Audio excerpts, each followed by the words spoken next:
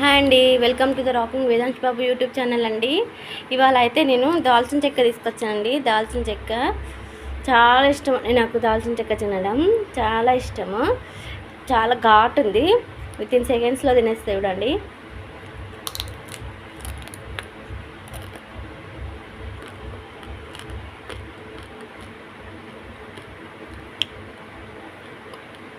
Full heavy ghat.